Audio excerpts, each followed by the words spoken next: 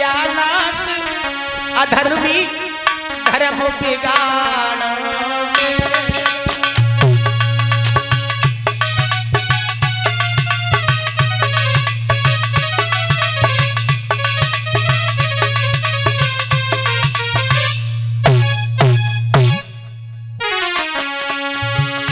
ओरे कमीन, तूने ये अच्छा नहीं किया मेरे साथ।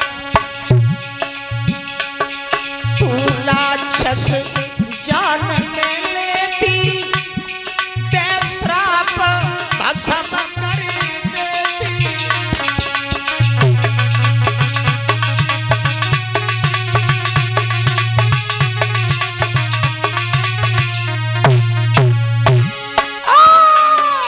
तू राक्षस जान लेती, बेश्राप भस्म कर देती।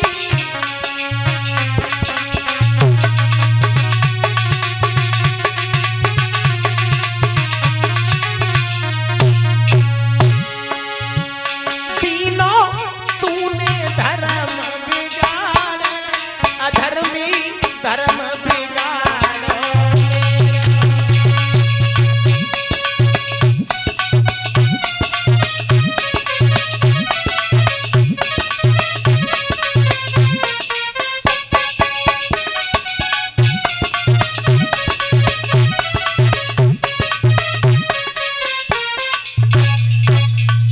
परीक्षित जी, उसी समय दुर्मलिक नाम के राक्षस ने पवन रेखा से कहा, तुम घबराओ नहीं, सुनो, चिंता ना करो, तुम्हारे गर्भ से बहुत बलशाली लड़का होगा। और इतना बलशाली लड़का होगा। पवन रेखा बोली, कमीन कही के तूने अच्छा नहीं किया, तूने मेरे साथ इतना बड़ा पाप किया। दुर्मलिक नाम का राक्षस कहने लगा, तुम घबराओ नहीं, घबराओ नहीं, सुनो मेरी बात कि मेरे समान योद्धा होगा और मैं जीत न कोई पाएगा।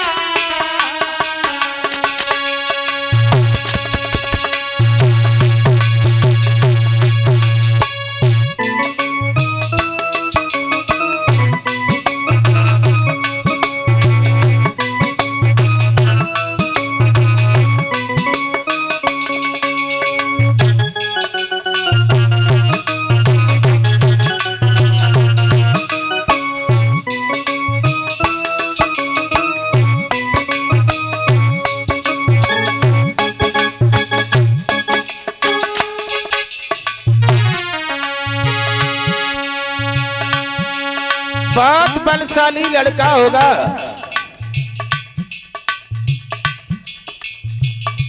मेरे समान होगा। चिंता ना करो, तुम रो नहीं, रो नहीं, बिल्कुल मत रो, समझ गई।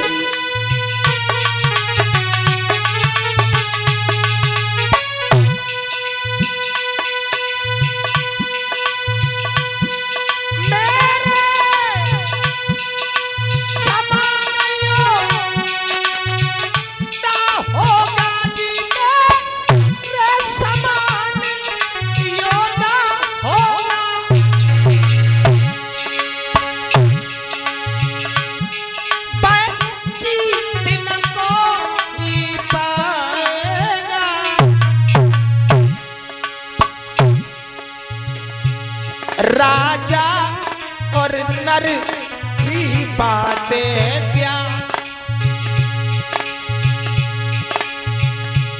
बस है इंद्र हारी की जाएगा।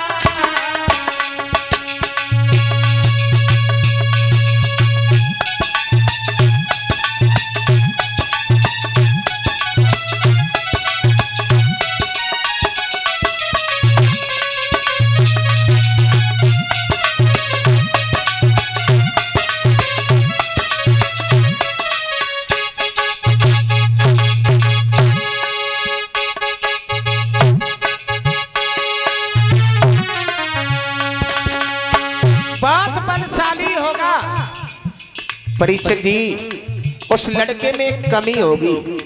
कमी क्या होगी जरा गौर करें।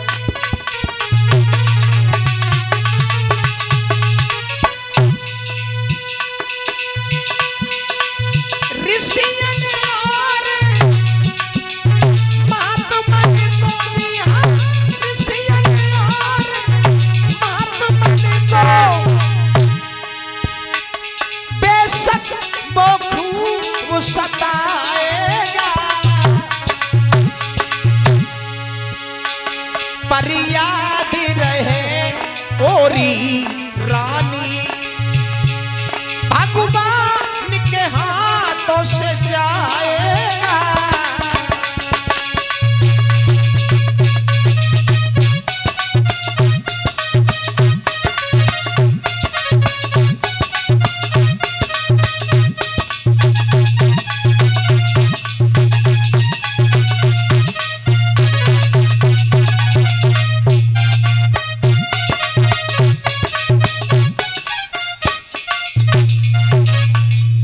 आवाज लगाई है उस राक्षस ने पवन रेखा। मेरे समान योद्धा होगा उसे जीत न कोई पाएगा।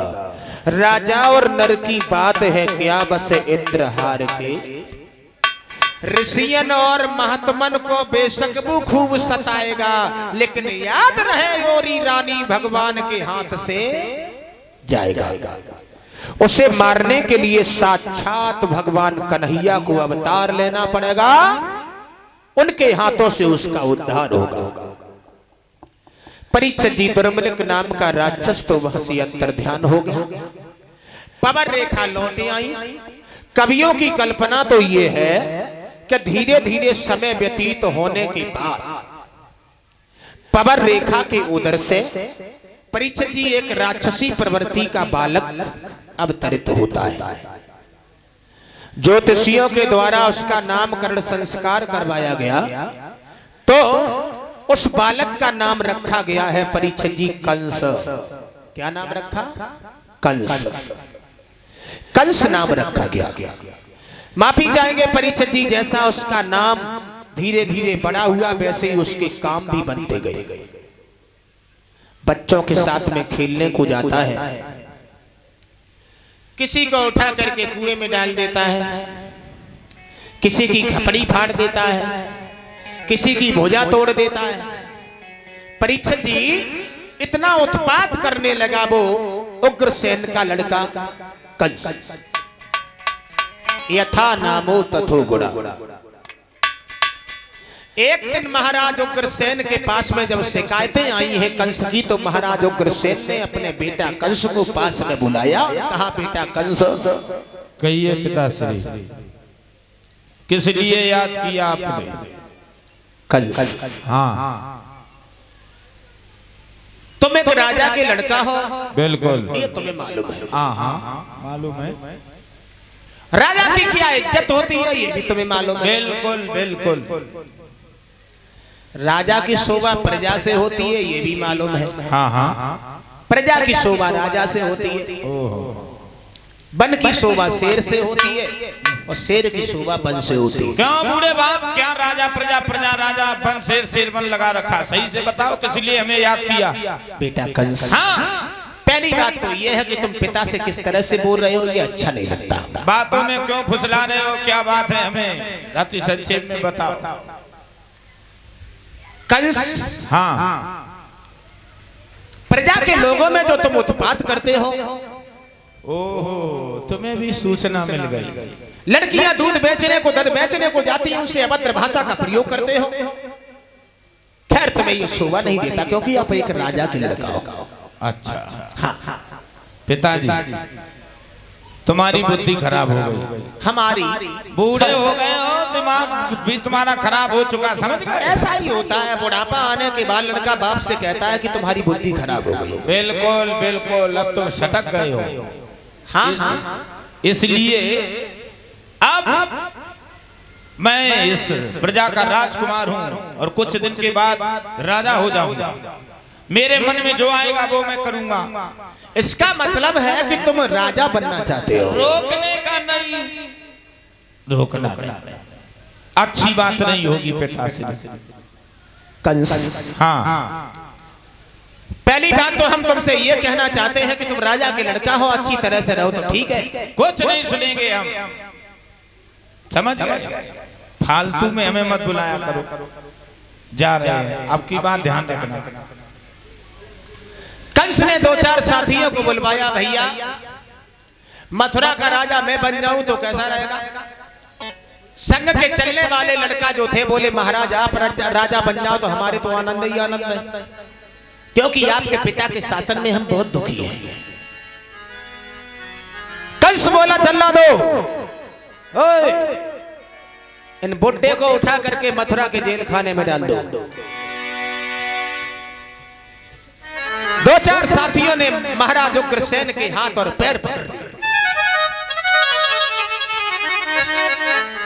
उग्रसेन बोले क्या कर रहे हो ये? कंस बोला हम तुम्हारे आराम की व्यवस्था कर रहे हैं, क्योंकि आपके ऊपर बुढ़ापा आ चुका है।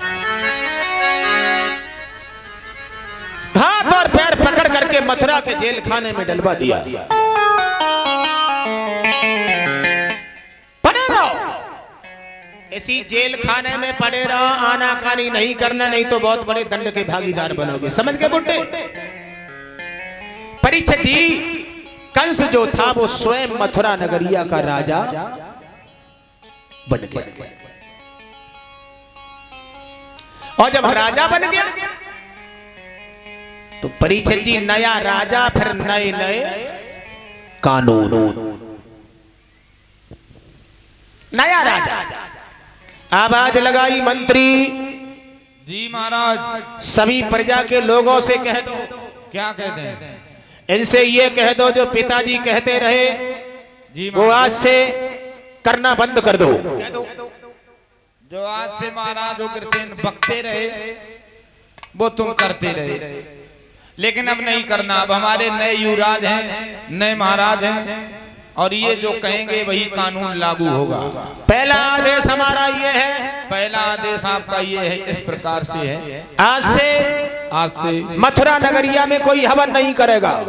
बिल्कुल महाराज, बिल्कुल। कल से हवन नहीं होगा यहाँ, कोई बात नहीं, कल नहीं आना, ठीक है? जो लोग जितना घी तुम हवन में डाल करके जला देते हो, हाँ, उतना खाओ, खाओ पियो, हड्डी मजबूत हो, लड़ाई के काम आएंगे। दूसरा आदेश ये है, जी महाराज कहिए, जहाँ पर मंदिर तोड़वा दिए जाए। जी हुजूर, मंदिर तोड़वा दिए जाए, ऐसी ना कहो महाराज। तीसरा आदेश, तीसरा गौशाला में आग लगवा दो। बिल्कुल महाराज, गौशाला में आग ना लगवाओ, गाय जो घर में बंधी हुई छुड़वाओ, किसान मर जाएगा, फिर वो भी मर जाएंगे धीरे धीरे। एक आदेश हमारा ये है, क्या? अगर कई महात्मा दिखाई दे जाए, इन तो महात्मन की भरमार सब मिलके मरी हैं उन महाराज में, इन बाबा है, इन महात्माओं को उठा करके कटवा करके नदी में फेंकवा दो, क्योंकि हमें महात्माओं से बहुत बड़ी नफरत है। महाराज नदी सूखी चल रही है, ट्रक में भरवा के कहीं नदी ढूंढी जाए वहां। इन महात्माओं से हमें बहुत बड़ी घृणा है, नफरत है, बहुत बड़ी एलर्जी है हमें। महाराज एक कानून और बनाओ। समझ गए? जी महाराज। परीक्षित जी, पवित्र भूमि पर उत्पात होने लगे। इतना उत्पात हुआ, महात्मा सब सताए जाने लगे, गौएं कटवाई जाने लगी, मंदिर तोड़वाए जाने लगे। तो देवता मुनि वृंद सब भगवान को बुलाने लगे, हे दीन बंधु आप कब आओगे?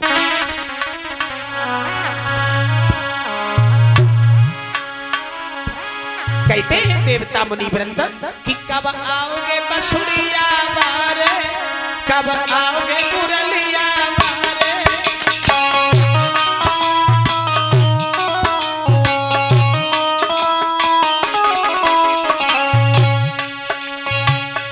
कब आओगे भगवान, कब आओगे दीन बंधु, कब आओगे बसुरिया बारे, कब आओगे मुरलिया बारे।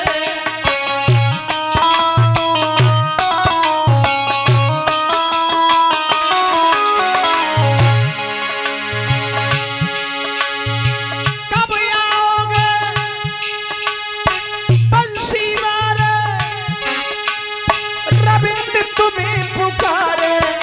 कब आओगे मुरलिया जय हो।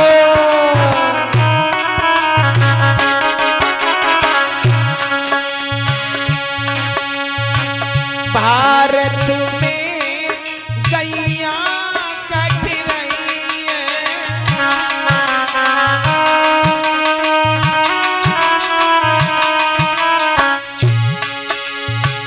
संतन की निंदा हुई रही है।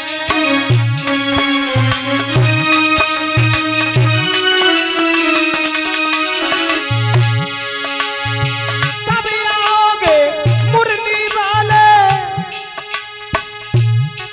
ये दास के तुम्हें पुकारे। कब आओगे बसुरिया वाले, कब आओगे मुरलिया।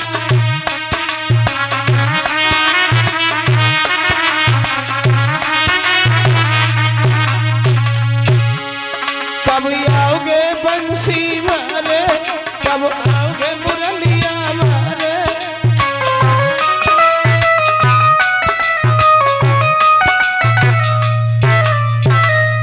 परीक्षित जी, आकाशवाणी होती है देवताओं, तुम पवित्र भूमि पर जाकर के अवतरित हो जाओ और मैं शीघ्र ही मथुरा के जेल खाने में अवतार धारण करने वाले हैं। प्यारे देवता मुनि वृंद सब लौट आए। कंस परीक्षित जी उत्पात पर उत्पात करने लगा। एक दिन कंस ने सभा को संबोधित करते हुए कंस ने कुछ कहा। देखिए, सभा में बैठे हुए हमारे सभी भाइयों, थोड़ी देर के लिए दरबार का काम सब बंद कर दिया जाए। सुन रहे हो? जी हुजूर। हमारे राज्य में हाँ महाराज बोला। कोई दुखी तो नहीं है, क्योंकि राजा बनने के पहले मैंने कसम खाई थी कि राजा जब मैं बन जाऊंगा तो किसी को दुखी देखना पसंद नहीं करेंगे। अगर कोई हमारे राज्य में दुखी हो तो हाथ उठाए। कोई नहीं बोला। अरे बोलो ना, कोई दुखी है तो हाथ उठाओ ना। ये दुखी है महाराज, ये उंगली उठाओ चाहता लेकिन डर रही है। ये दुखी चिमटा वाला, ये दुखी है, ये दुखी है महाराज। तो इनको उठा करके कटवा करके जमीन में दफना दो, क्योंकि हम किसी को दुखी देखना पसंद नहीं करते। तेरा क्या होगा कालिया। परीक्षित जी उसे उठवा करके कटवा करके जमीन में दफना दिया। दूसरे दिन कंस ने पूछा कोई दुखी तो नहीं है? दोनों हाथ उठा करके सब बोले महाराज अब कोई दुखी नहीं है, सब सुखी है। मरे कौन?